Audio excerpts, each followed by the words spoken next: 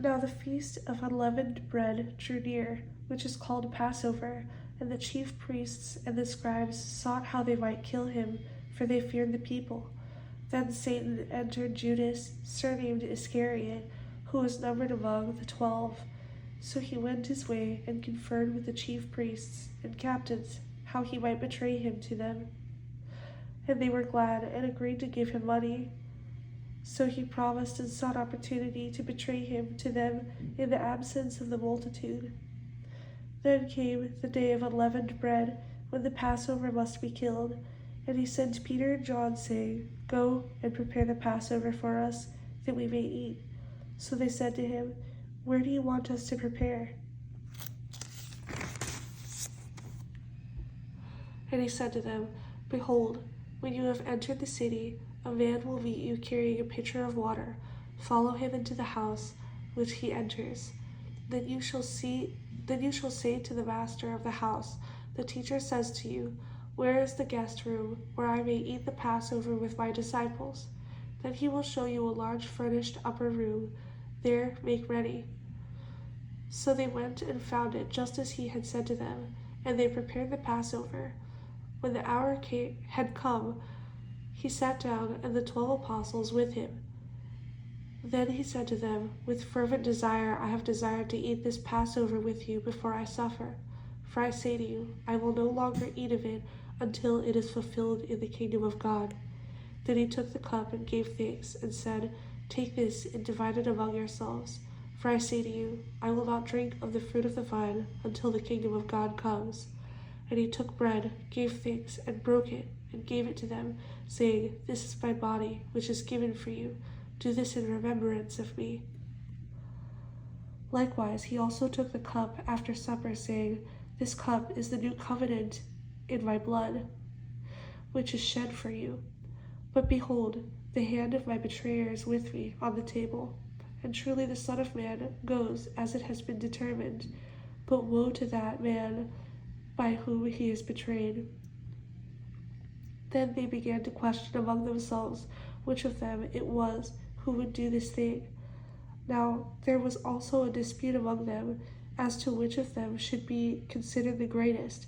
And he said to them, "The kings of the Gentiles exercise lordship over them, and those who exercise authority over them are called benefactors.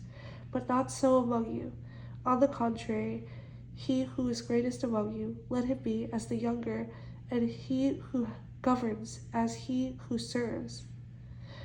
For who is greater, he who sits at the table or he who serves? Is it not he who sits at the table? Yet I am among you as the one who serves.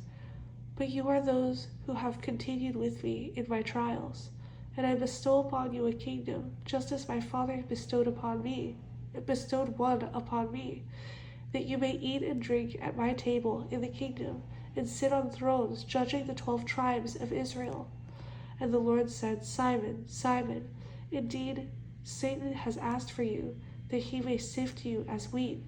But I have prayed for you, that your faith should not fail, and when you have returned to me, strengthen your brethren." But he said to him, "Lord, I am ready to go with you, both to prison and to death." Then he said, "I tell you, Peter, the rooster shall not crow this day before you will deny 3 times that you know me." And he said to them, "When I sent you without money bag, knapsack, and sandals, did you lack anything?" So they said, "Nothing." Then he said to them, "But now he who has a money bag, let him take it, and likewise a knapsack.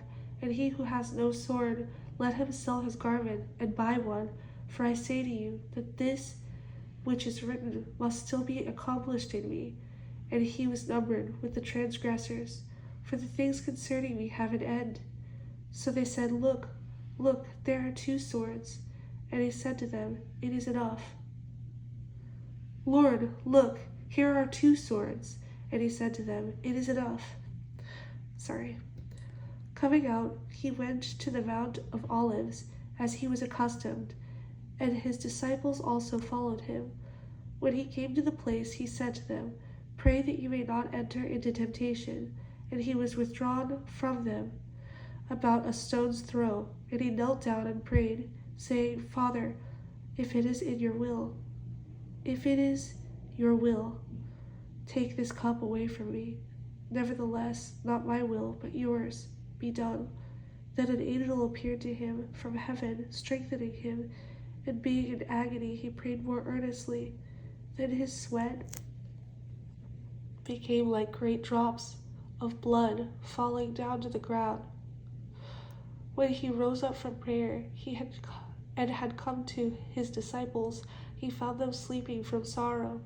Then he said to them, Why do you sleep? Rise and pray, lest you enter into temptation. And while he was still speaking, behold, a multitude, and he who was called Judas, one of the 12, went before them, and drew near to Jesus to kiss him. But Jesus said to him, Judas, are you betraying the Son of Man with a kiss? Then those around him saw what was going to happen. They said to them, When those around him saw what was going to happen, they said to him, Lord, shall we strike with the sword? And one of them struck the servant of the high priest and cut off his right ear. But Jesus answered and said, Permit even this. And he touched his ear and healed him.